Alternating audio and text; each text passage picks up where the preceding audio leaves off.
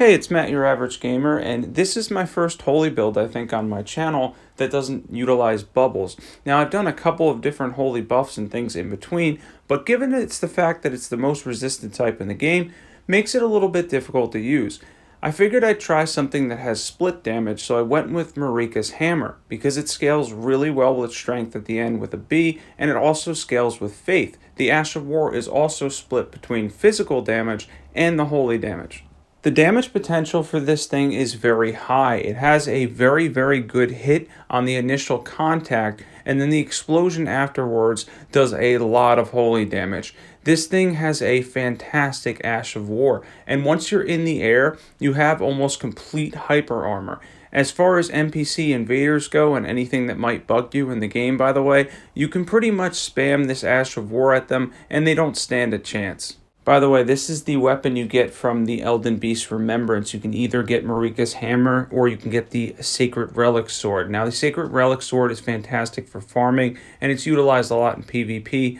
As far as Marika's hammer goes, though, I do like the Ash of War better. I think it's the better of the two for PvE, in my opinion, because it's highly buffable, has an intense amount of hyper armor, and this thing absolutely slaps. And we're on Journey 3, by the way. My character is around level, I think, 150 exactly. I'm going to show the stats and the equipment later in the video. And you can do a lot with this. This thing is highly buffable. I'll show you what buffs to use and all that. I'm also going to include all of the information as far as equipment, buffs, all that, in the description below the video. I'm on Journey 3, by the way. This character is 150, so the stats, equipment, and all that will be relevant to hopefully everybody. As far as the stats goes, though, we're going to split everything up in between faith and strength. It scales, as I mentioned before, with a B in strength and a C in faith. I believe it has a D in dexterity and doesn't get many points of damage from the dex stat.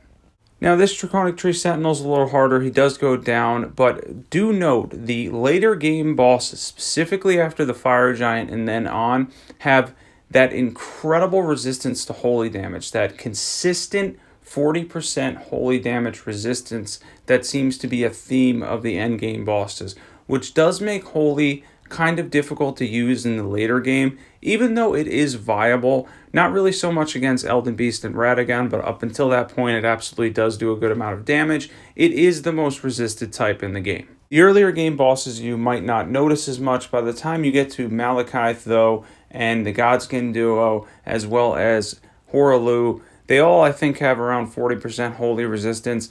Gideon doesn't really count because he's always easy, but as far as the rest of them go, they're all going to have that 40% holy resistance that makes it difficult to use holy damage against them, but if you buff it enough, it can still do substantial damage. Unlike the Sacred Relic Sword, which is pure holy damage in a straight line, as we mentioned before, this is split damage, but there's a big advantage to that. When it actually slaps with the hammer part specifically, you're doing poise damage as well. You can actually poise break enemies with a couple spams of the Ashes of War.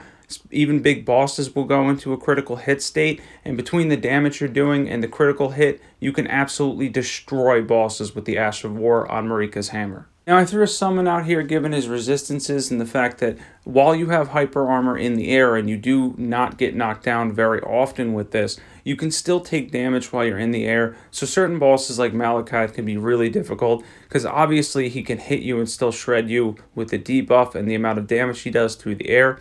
So I decided to use Tish here, and I ended up getting a poise break, which again is not uncommon with Marika's hammer, and it's an awesome benefit to having that physical damage as well as the holy damage in an all-around reliable, awesome Ash of War. Now for Gideon, obviously it's a joke here. I just kind of threw him in to show how much damage you can do. I buffed this thing up a bit. It's not really worth the extension of going into the poison proccing and all that. It's better to have a pure build setup, which is something I have and I'm going to show you. It does a ton of damage, don't get me wrong, but it's not really worth going out of your way to have to poison proc every time for. If you're going to do that, use something like the Giant's Crusher or Ancient Dragon Lightning Strike, magic, any of that stuff. But as you can tell, he does take a ton of damage, and the buffs throw in a little extra damage as well.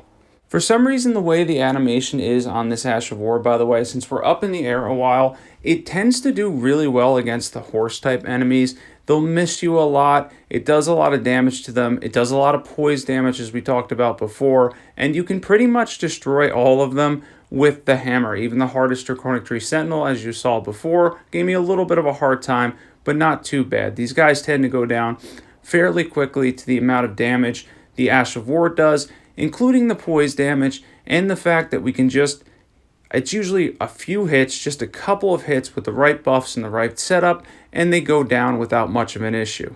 And as you can tell, yeah, it absolutely slaps against these guys. Definitely something to note there as far as they go. And with the resistance they have or not, they still take a ton of damage, and the poise damage and everything, it's fantastic against them. Now for equipment, we have Marika's Hammer plus 10. We have the Black Dumpling and Mushroom Crown if you need it. Any Seal, Dragoncrest, Shard of Alexander, Ritual Swords Talisman, Sacred Scorpion Charm, the Holy Tear, and the Defense Tear. We're also using Golden Vow, Blessings Boon, and Howl of Shabribri. These are my 150 stats. As you can tell, I went for a lot of Strength and Faith. Since the Ash of War splits between the two, I kind of leveled off and said 50 of each is fine enough. And then I went for 40 Vigor because that's all I felt like I needed. If you want to adjust some stuff or you feel like you might need more Vigor, that's something that you can do. Just remember the Ash of War mainly takes from both physical and holy damage from the Faith stat and the Strength stat.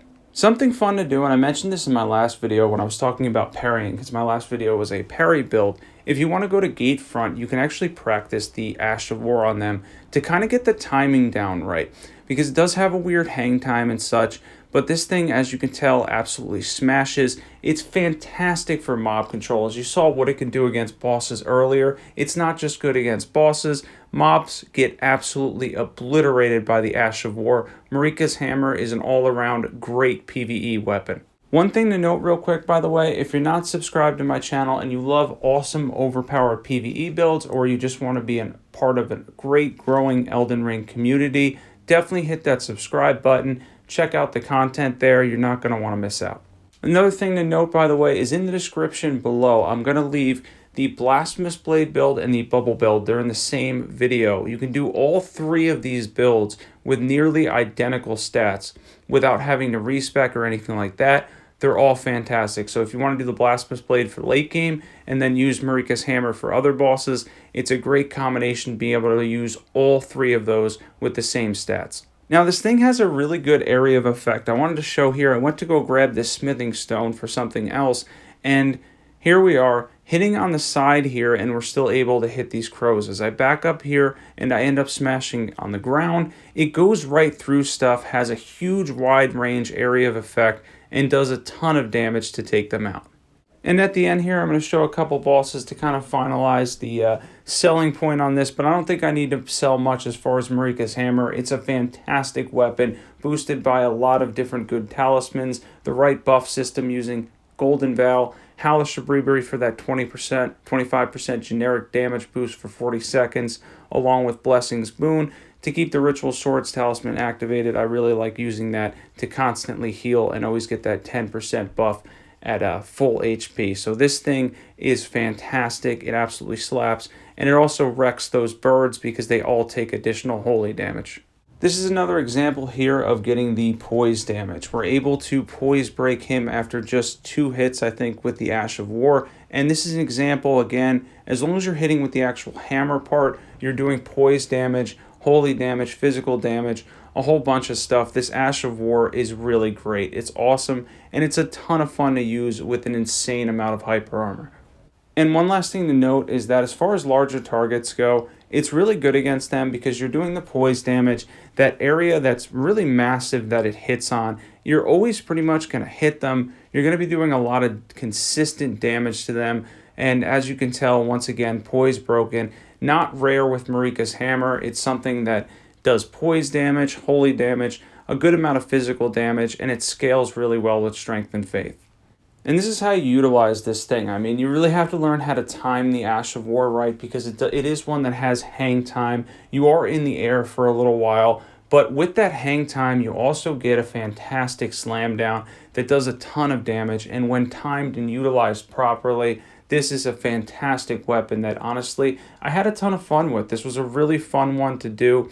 It's a really fun weapon in general, and it's incredibly useful. It has a really good use in terms of holy weapons, and with the faith and strength stats that you need to invest in it, you can do a lot of other great builds as well. If you're not subbed, definitely sub to this channel. If you love overpowered PvE builds or Elden Ring in general, definitely check out the content on my channel. There's a ton of great builds. Thanks for watching, everybody, and I'll catch you guys there.